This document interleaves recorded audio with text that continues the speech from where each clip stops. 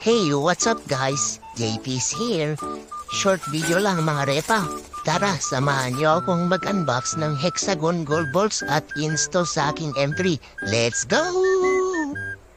Bale, kailangan ko dito is Allen Tools, 6mm at 8mm naman para sa Hexagon Ball. Dahan-dahanin lang natin tusukin baka magaskasan. Akala ko mas makakatipid ako kapag may motor. Akala ko lang pala. Alright, tapos na. Napakaangas! Isunod naman natin ang footboard mga repa. So, kailangan natin dito is T-wrench. Ay, loose thread. Charot.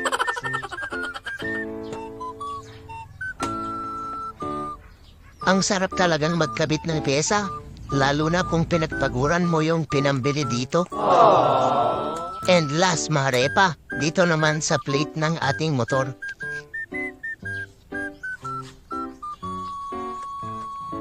Sa wakas, tapos na. So, ikakabit ko na din ang bagong dating na tin protector sa ating panel at left and right signal lights.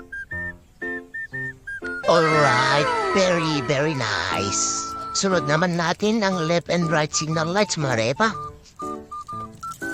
Pa-konti-konti lang tayo mga repa. Mabubuo din natin yung pangarap nating concept or design sa ating motor.